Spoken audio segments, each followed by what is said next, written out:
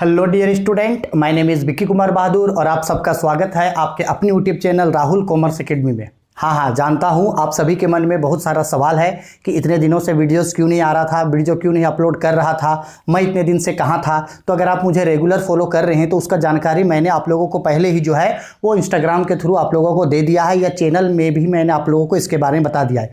सवाल ये नहीं है कि मैं इतने दिनों से कहाँ था, सवाल ये है कि क्या आप लोगों ने क्लास 12th का जो एग्ज़ाम अभी होने वाला है इंग्लिश का, क्या आपने उसका इंग्लिश का तैयारी कर लिया है। बहुत सारे स्टूडेंट लोगों ने तैयारी बहुत अच्छे तरीके से किया है, फिर भी उन लोगों के मन में डाउट्स है। बहुत सारे स्टूडेंट ऐसे हैं जिन्होंने तैयारी नहीं किया है। बहुत सारे स्टूडेंट मुझे इंस्टाग्राम पे, बहुत सारे स्टूडेंट मुझे टेलीग्राम पे, इवन बहुत सारे स्टूडेंट फेसबुक व्हाट्सएप में यूट्यूब में भी जो है मुझे कमेंट करते हैं कि सर इंग्लिश में बहुत डाउट्स है, समझ में नहीं आ रहा है क्या पढ़े क्या नहीं पढ़े, कुछ दिनों में एग्जाम होने वाला है, किस तरीके से तैयारी करें, क्या क्वेश्चन पूछेगा क्या नहीं पूछेगा, ऑब्जेक्टिव में 40 नंबर कैसे लाएं, सब्जेक्टिव में 40 नंबर कैसे लाएं, किस तरीके से पढ़े कि कम समय में इंग्लिश का बहुत ही अच्छे तरीके से तैयारी हो जाए और बहुत ही कम मिनिमम एफर्ट में हम लोग जो है वो मैक्सिमम 80% या तो फिर 80 से लेके 90 तक का जो है हम लोग स्कोर कर सके, इवन 70% से प्लस जो है वो मार्क्स हम लोग इंग्लिश में ला सके। तो मैं आप लोगों को कुछ ऐसा तरीका बताने वाला हूं जिसको अगर आप ध्यान रखोगे तो इंग्लिश में आपके मन में जो भी डर, जो भी डाउट, परेशानी है वो सब क्लियर हो जाएगा और आप 10 घंटे, बहुत ज़्यादा नहीं, बस अगर आप 10 घंटे भी इसको अच्छा से फॉलो करोगे, एकदम 10 घंटा पढ़ लोगे तो 10 घंटे में पूरा आपका इंग्लिश कवर हो जाएगा और मैं गारंटी देता हूं कि मोर देन 70% मार्क्स जो है वो आप इंग्लिश में ला दोगे। ठीक है, तो ध्यान से समझना, आर्ट्स, कॉमर्स और साइंस तीनों ही स्टूडेंट के लिए है। तो जरूरी नहीं है कि यह वीडियो सिर्फ आर्ट्स वालों के लिए है, ऐसा जरूरी नहीं है, या कॉमर्स के लिए है जरूरी नहीं है, साइंस के लिए है जरूरी नहीं है, सभी स्ट्रीम के लिए है इक्वल। अब थोड़ा इंग्लिश कोर को समझ लो। आप सभी को पता है कि इस बार जो आप लोगों का एग्जाम होगा वो ऑब्जेक्टिव और सब्जेक्टिव दोनों में होगा। तो आओ सबसे पहले कंक्लूजन पे आते हैं कि सबसे पहले जो है 40 नंबर का आपका ऑब्जेक्टिव होगा, 40 नंबर का आपका सब्जेक्टिव होगा और 20 नंबर आपको कॉलेज के थ्रू मिलेगा, यानी 40, 40, 80 और 20 टोटल इस तरीके से 100 मार्क्स का जो है आप लोगों का एग्जाम हो जाएगा। ठीक है, हाँ एक चीज और, इससे पहले बहुत सारे स्टूडेंट आप लोग ये भी कमेंट कर रहे हैं कि सर कोडरमा डिस्ट्रिक्ट के द्वारा जो मॉडल पेपर डाला गया है उसको पढ़ना जरूरी है या नहीं, या उससे कितने परसेंट क्वेश्चन लड़ेंगे। तो देखो, ऐसा कोई क्राइटेरिया नहीं है कि कोडरमा डिस्ट्रिक्ट का मॉडल पेपर से कितना क्वेश्चन लड़ेगा, बट हाँ उससे भी कुछ क्वेश्चन एग्जाम में आप लोगों को जरूर लड़ेगा। तो अगर आप मॉडल पेपर का प्रैक्टिस करके जाओगे तो अनडाउटेडली कि आप लोगों का एग्जाम बहुत ही अच्छा जाएगा। तो मैं पर्सनल सजेस्ट करता हूं कि झारखंड एकेडमिक काउंसिल जेक बोर्ड का मॉडल पेपर को तो पढ़ो ही पढ़ो, साथ ही साथ कोडरमा डिस्ट्रिक्ट का जो मॉडल पेपर आया है उसको भी आप लोग जरूर पढ़िएगा। जितना मुझसे पॉसिबल हुआ था मैंने उतने सब्जेक्ट्स के एमसीक्यूज जो है उनके वीडियोस ऑलरेडी अपलोड कर रखा है। हाँ, इंग्लिश में मुझे याद है, इंग्लिश में कोडरमा डिस्ट्रिक्ट का जो 3 मॉडल पेपर का एक साथ जो एमसीक्यूज बताए हैं उसमें खासकर ध्यान रखना, इंग्लिश वाले में कुछ क्वेश्चन हम आप लोगों को गलती से गलत बता दिए हैं, तो उसके लिए आप सभी से सॉरी बोलते हैं। तो वो जो इंग्लिश का जो मॉडल पेपर आप लोग कोडरमा डिस्ट्रिक्ट वाला पढ़ोगे तो उसमें जो है क्वेश्चन आंसर जो गलत होगा उन लोग आपको सुधार लेना, और अगर जो क्वेश्चन आपको गलत लगता है तो कमेंट बॉक्स पे भी एक बार चेक कर लेना कि उसका आंसर क्या होगा। फिर से बोल रहे हैं कि इंग्लिश का जो कोडरमा डिस्ट्रिक्ट का मॉडल पेपर डाले हैं उसमें सेट 1 का जो कुछ क्वेश्चन हम गलती से गलत बता दिए हैं तो उसको आप लोग प्लीज़ देख लेना और उसको सुधार लेना। और जो भी स्टूडेंट हैं जो वीडियो देख रहे हैं या देख चुके हैं वो कमेंट बॉक्स पे सही आंसर जरूर बता देना, उसके लिए फिर से आप लोगों को हम सॉरी बोलते हैं। इसके अलावा जो भी आप लोग मॉडल पेपर पढ़ना चाहेंगे उसका वीडियो ऑलरेडी अपलोडेड है, वहाँ से देख लेना। अब सारा फोकस इंग्लिश के ऊपर कि सर 1-2 दिन में इंग्लिश का एग्जाम हो जाएगा तो किस तरीके से तैयारी करेंगे। ध्यान से समझना, सबसे पहले फोकस रखो ऑब्जेक्टिव पे। ऑब्जेक्टिव 40 नंबर का है तो ऑब्जेक्टिव में 40 नंबर कैसे लाएंगे, इसके लिए कुछ कंडीशन याद रखना। ऑब्जेक्टिव में जो 40 नंबर का क्वेश्चन पूछेगा वो लगभग फ्लेमिंगो और विस्तास का जितना भी स्टोरी और पोयम है सबसे मिला के 40 नंबर का क्वेश्चन पूछेगा। ठीक है, पहली चीज याद रखो, सबसे पहले आपको फ्लेमिंगो और विस्तास का, हम पहले भी बोले थे अब भी बोल रहे हैं, फ्लेमिंगो और विस्तास का स्टोरी और पोयम का जितने भी ऑथर हैं या तो फिर जो भी पोएट हैं या जो भी पोइट्स हैं उन सब का नाम याद रखिएगा। ऑथर, पोएट्स एंड पोइट्स का नाम जरूर आप लोग याद रखिएगा, एग्जाम में पूछा जाएगा। ठीक है, तो ऑब्जेक्टिव तैयारी करोगे, ऑथर और पोइट्स का नाम याद रखोगे, पोएट का नाम याद रखोगे तो वो ऑब्जेक्टिव में भी मदद करेगा और सब्जेक्टिव में भी। ठीक है, तो ये याद कर लेना। और दूसरा, आप ऑब्जेक्टिव में 40 नंबर रट्टा अगर नहीं मारना चाहते हैं तो 40 नंबर के लिए क्या करना, आप थोड़ा सब चैप्टर का एक बार समरी देख लेना। क्या करना, सब चैप्टर का एक बार समरी देख लेना। 10 मिनट, 12 मिनट, 8 मिनट छोटा वीडियो होगा। ऑलरेडी हम फ्लेमिंगो का 6 से 7 लेसन तक का वीडियो अपलोडेड कर चुके हैं। उस स्टोरी को एक्सप्लेन करने के बाद उसका एमसीक्यूज भी किए हैं। तो आप लोग भी वैसे ही करना कि हर फ्लेमिंगो और विस्तास का सभी स्टोरी का छोटा छोटा समरी पढ़ लेना। समरी पढ़ लेने से क्या हो जाएगा, आपको एकदम स्टोरी क्लियर हो जाएगा। स्टोरी से आपका एमसीक्यूज तो बनेगा ही बनेगा, साथ ही साथ समरी को अगर आप जान जाओगे तो सब्जेक्टिव में जो क्वेश्चन पूछेगा आप उसको भी सॉल्व कर जाओगे। तो आप अगर जिस स्टोरी को आपने नहीं सुना है तो उसको यूट्यूब में सर्च कर लेना, ठीक है। समरी हो गया। इसके बाद सबसे इंपॉर्टेंट चीज, जेक का जो मॉडल पेपर आया है उस मॉडल पेपर को जरूर सोल्व करना। जेक का मॉडल पेपर को जरूर सोल्व करना। और अगर आपके पास एग्जाम स्कोरर बुक है, कौन सा बुक है, एग्जाम स्कोरर बुक है, या एग्जाम स्कोरर बुक के अलावा अगर आपके पास कोई भी गेस्ट पेपर है तो उस गेस्ट पेपर में जो मॉडल पेपर देगा, उस गेस्ट पेपर में क्या दिया होगा, जो मॉडल पेपर दिया होगा, अनडाउटेडली इस मॉडल पेपर को सॉल्व कर लेना, ठीक है। इसके बाद एक और चीज, अगर आप एकदम चाहते हैं कि नहीं 80 में 80% सही आए तो अब मैं आपको सजेस्ट करूंगा कि प्रीवियस ईयर्स के जो क्वेश्चंस होंगे, प्रीवियस ईयर्स के क्वेश्चन को भी देख लेना, ठीक है। आपको ये बहुत ज्यादा समय नहीं देना है। समरी पढ़ने में मुश्किल से आप अगर 3 घंटा कंटिन्यू टाइम दोगे तो 3 घंटा से 4 घंटा में हमको लगता है पूरा का पूरा जो है आपका इंग्लिश का सारा पोएट और स्टोरी जो है आप समरी जान जाओगे और एमसीक्यू जो है आपका ऑलरेडी सोल्व हो जाएगा यहां से, ठीक है। तो एमसीक्यू तैयारी करने का यही तरीका है। घर में आप लोग सोने से पहले या रोज अभी जो जितना समय बचा है उसको आप लोग इन सारे कामों में जरूर लगाना। अब डाउट ये भी होगा कि सर 1-2 दिन में इंग्लिश होने वाला है तो अभी इंग्लिश के लिए टाइम दे या बाकी सब्जेक्ट को टाइम दे, तो हम आपको सजेस्ट करते हैं अगर आप लोगों का इंग्लिश बहुत अच्छा से तैयारी हो गया है तभी आप किसी और सब्जेक्ट को टाइम देना। अदरवाइज अगर इंग्लिश अच्छा से तैयारी नहीं हुआ है तो ये 2 दिन आप लोग पूरा इंग्लिश को ही तैयारी करने में देना और अभी जो बता रहे हैं उसको सिर्फ और सिर्फ इंग्लिश में ही पढ़ना।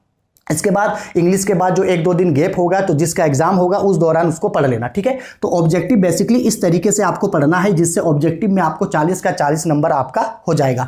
अब आते हैं सब्जेक्टिव में। बहुत सारे स्टूडेंट बोल रहे हैं कि सर इंग्लिश का सब्जेक्टिव पढ़ाओ, सब्जेक्टिव पढ़ाओ, सब्जेक्टिव में डर लग रहा है। तो हम आप लोगों को बता रहे हैं कि सब्जेक्टिव जो है ना वो ऑब्जेक्टिव से भी बहुत ईजी है। हाँ सही सुन रहे हैं कि जो आप लोगों का सब्जेक्टिव है वो ऑब्जेक्टिव से भी बहुत ईजी है। कैसे, देखो अब आप लोगों को डिटेल में समझाते हैं कि जो सब्जेक्टिव होगा उस सब्जेक्टिव में एक्चुअल में क्वेश्चन पेपर किस तरीके से डिवाइड होगा। ध्यान से समझना, इसमें बेसिकली 3 सेक्शन होगा, section A, section B, section C. तो पहले बात करते हैं सेक्शन ए में क्या होगा। तो ध्यान से समझना, सेक्शन ए में आपको पैसेज पूछेगा। क्या पूछेगा सेक्शन ए में? पैसेज। सेक्शन ए में आपको 2 पैसेज पूछेगा। ध्यान से समझना, सेक्शन ए में आपको 2 पैसेज पूछेगा। जो पहला पैसेज पूछेगा इसमें से 2-2 नंबर का आपको 5 क्वेश्चन पूछेगा। पहला पैसेज से 2-2 नंबर का 5 क्वेश्चन पूछेगा।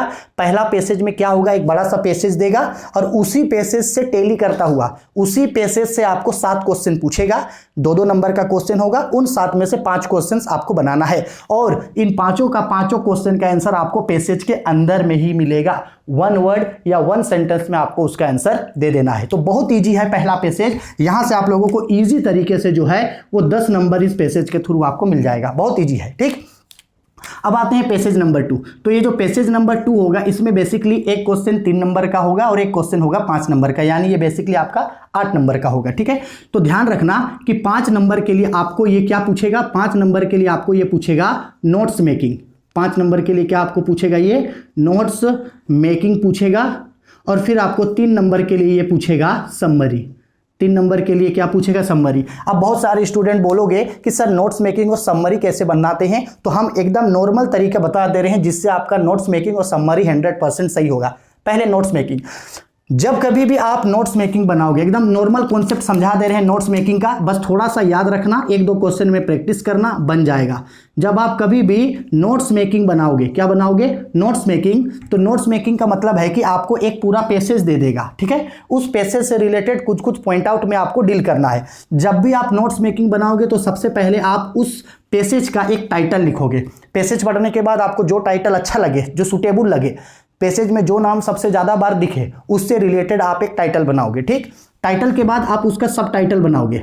टाइटल के बाद क्या बनाओगे, सब टाइटल। देखो जैसे समझाते हैं, सपोज कर लो ना एक पैसेज दिया है झांसी की रानी के बारे में, द क्वीन ऑफ झांसी, ठीक है। तो उस पैसेज में झांसी की रानी के बारे में बताया गया है, थोड़ा सा वो कौन थी, किस तरीके से उन्होंने अंग्रेजों के खिलाफ लड़ाई लड़ा, किस तरीके से उनकी मृत्यु हुई, ये सब दिया है। तो सपोज कर लो उस स्टोरी में सबसे ज़्यादा या झांसी की रानी के बारे में बताया गया है, तो आप टाइटल में लिख सकते हैं the queen of Jhansi. Title में क्या लिख सकते हैं, द क्वीन ऑफ झांसी, ऐसे लिख सकते हैं। सब टाइटल में आप क्या लिखोगे, तो सब टाइटल में आप जैसे लिख सकते हो द, या लिख सकते हो the great the great lady या the great freedom fighter, the queen of Jhansi, the great freedom fighter, the great lady, the great warrior, इस तरीके से आप लिख सकते हो। ठीक है, इसके बाद टाइटल और सब टाइटल हो जाने के बाद ये तो जरूर लिखना, नोट्स मेकिंग में टाइटल और सब टाइटल लिखना।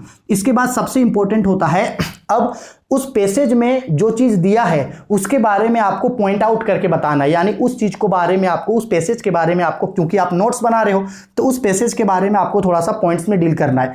जिस पैसेज को पढ़े उस पैसेज का कुछ कुछ इंपॉर्टेंस पॉइंट बता देना, क्या बता देना, कुछ कुछ इंपॉर्टेंस बता देना, या कुछ कुछ उसका क्या बता देना, फीचर्स बता देना। ठीक है, इंपॉर्टेंस बताना, फीचर्स बताना। इसके बाद सबसे इंपॉर्टेंट चीज होता है उसका की एब्रिब्रिएशन। ये बहुत इंपॉर्टेंट वर्ड है, की एब्रिब्रिएशन। बहुत स्टूडेंट यहीं पे फंसते हैं कि सर की एब्रिब्रिएशन कैसे बनता है। तो बच्चा, की एब्रिब्रिएशन का मतलब होता है कि वो जो पैसेज दिया है उस पैसेज में अगर आपको कोई ऐसा वर्ड दिखे जिस वर्ड को आप शॉर्ट फॉर्म में एक्सप्लेन कर सकते हो तो वही होता है उसका की एब्रिब्रिएशन। जैसे सपोज कर लो ORG, तो ये किसका शॉर्ट फॉर्म है, ऑर्गेनाइजेशन का। तो ORG ऑर्गेनाइजेशन। सपोज कर लो ये CAN''T, तो ये किसका शॉर्ट फॉर्म है, ये है कैनॉट का। समझ में आ रहा है, तो इसी को बोला जाता है की एब्रिब्रिएशन। तो जब अगर आपको पैसेज पढ़ते समय कोई ऐसा वर्ड दिखे जिसको आप शॉर्ट फॉर्म में लिख सकते हो तो वही आपका की एब्रिब्रिएशन होगा। और ऐसे आप 5 से लेकर के 6 कीवर्ड जो है वो की एब्रिब्रिएशन लिख देना। ठीक है, जिससे आप लोगों का पूरा जो नोट्स मेकिंग है वो कंप्लीट हो जाएगा और आपको 5 नंबर जो है वो मिल जाएगा। ठीक, अब आते हैं समरी पे कि समरी कैसे लिखा जाता है। हाँ जी, क्या कैसे लिखा जाता है समरी। तो समरी के बारे में सुन लो। समरी एक्चुअल में कुछ नहीं होता है, जो पैसेज आपको पूरा बड़ा देगा उस पैसेज को आपको छोटा करके बताना है। सपोज कर लो कि आप मेरे साथ एक मूवी देख करके आए, सपोज कर लो आप जा करके कोई एक मूवी देख करके आए, सपोज कर लो 3 इडियट मूवी देख के आए। अब सपोज कर लो 3 इडियट मूवी जो है वो बेसिकली 3 घंटा का है। तो अगर हम आपको उस मूवी के बारे में पूछे तो क्या आप हमको 3 घंटा उसको एक्सप्लेन करोगे? नहीं एक्सप्लेन करोगे। आप हमको मोटा मोटी उस फिल्म के बारे में 5 से 10 मिनट एक्सप्लेन करोगे, यानी आप उस पूरा फिल्म के बारे में हमको मेन पॉइंट बताएं जिससे हमको उस फिल्म के बारे में पूरा पता चल गया। और कल को जब हम जाकर के उस फिल्म को देखेंगे तो हमको भी इन्हीं सब चीज़ों के बारे में पता चलेगा। तो यही चीज़ होता है समरी, कि एक बड़ा स्टोरी को आपको शॉर्ट फॉर्म में जो है आपको एक्सप्लेन करना है। तो जब आप कभी भी समरी बनाओगे तो सबसे आसान तरीका बता दे रहे हैं समरी बनाने में।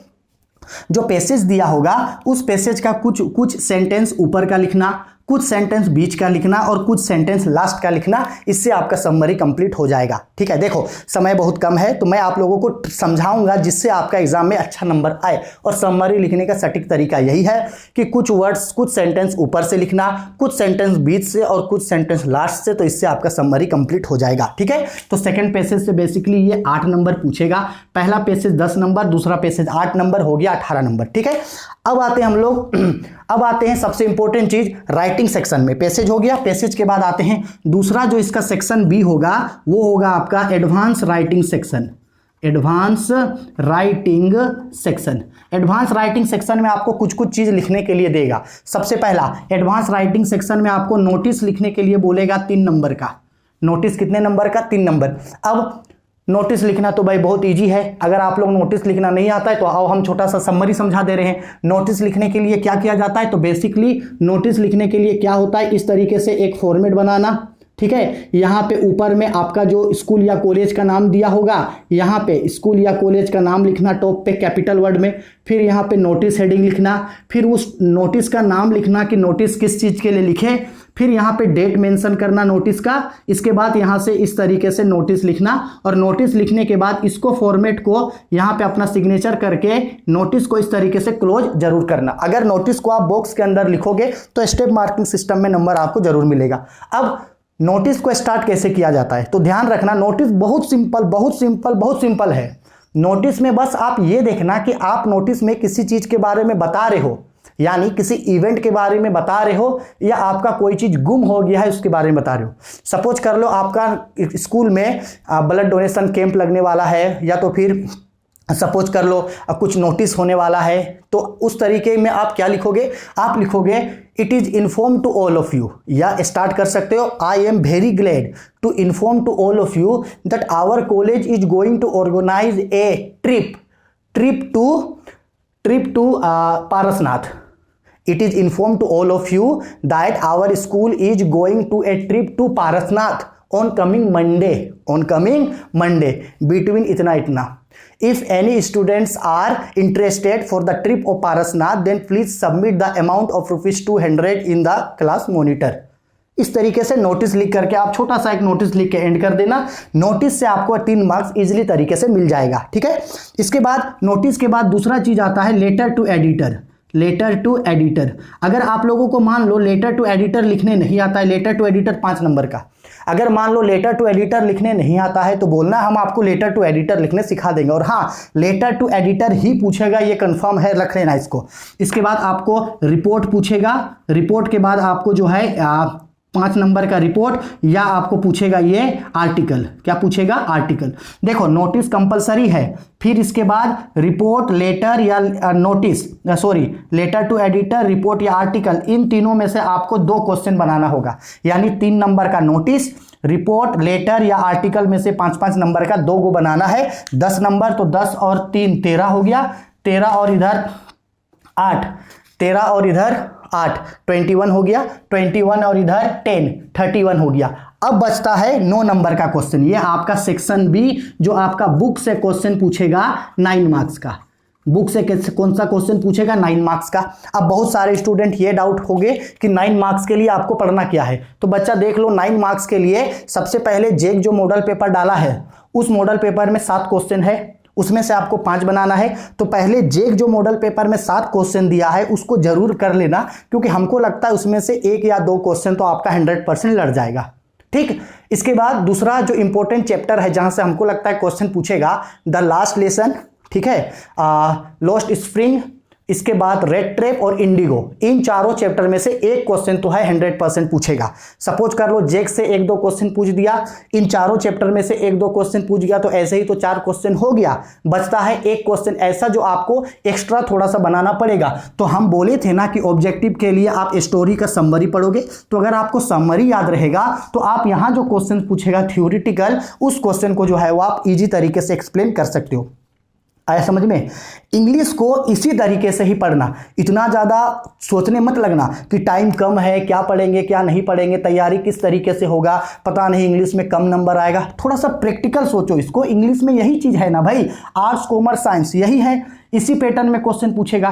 तो झूठ मूठ का उतना परेशान क्यों होना, हम आपको सही बता रहे हैं। अगर आप अभी भी अगर आप कम से कम 10 घंटा अगर अच्छा से पढ़ लिए इंग्लिश को एग्जाम से बिफोर, तो ये 10 घंटा में ही पूरा आपका अच्छा से तैयारी हो जाएगा। और 70 नंबर से आपका ज़्यादा नंबर जो है वो इंग्लिश में जो है वो डेफिनेटली आप लोगों का आएगा। बस इतना चीज़ों को याद रखना है आप लोगों को, ठीक है। इवन इसके बाद भी अगर आपको notice, letter to editor, report या आर्टिकल में अगर किसी भी तरीके का दिक्कत होता है तो बताना, हम आप लोगों का मदद जरूर करेंगे।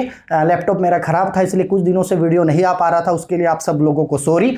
हमसे जितना होगा हम आप लोगों का उतना हेल्प जरूर करेंगे, ठीक है। इसके बाद भी अगर किसी को कोई डाउट हो, परेशानी हो, तो बेझिझक कमेंट करके पूछना। अगर वीडियो आपको समझ में आया, आपको अच्छा लगा, तो आप अपने दोस्तों के बीच भी इस चीज़ को बताना, ताकि वो लोग भी कम समय में अच्छे तरीके से जो है वो एग्जाम का तैयारी कर सके, ठीक है। चलो मन लगा के पढ़ाई करो, एग्जाम का अच्छा से तैयारी करो, टेंशन नहीं लेना, एंजॉय करो, एकदम कूल माइंड, एकदम शांत माइंड होकर के पढ़ो, और अपना टाइम इधर उधर वेस्ट मत करो। जो समय है उसको यूटिलाइज करो और अच्छे तरीके से एग्जाम का तैयारी करो। कोई भी दिक्कत, डाउट, परेशानी है, इंस्टाग्राम पे मुझे फॉलो कर ही रहे हैं। जो लोग फॉलो नहीं कर रहे हैं उन लोगों को बता दे रहे हैं, चाहे तो फॉलो कर सकते हैं। VK बहादुर 0210 ये मेरा इंस्टाग्राम का आईडी है। आप चाहे तो मुझे वहाँ फॉलो कर सकते हो। ऑलरेडी बहुत स्टूडेंट फॉलो करते हैं, मैसेजेस और कॉल्स में मुझसे बातचीत करते रहते हैं। तो अगर आपको कोई भी डाउट है तो आप भी मुझे वहाँ फॉलो कर सकते हैं, ठीक है। चलो एग्जाम का अच्छा से तैयारी करो। सबको गुड लक और बेस्ट ऑफ लक।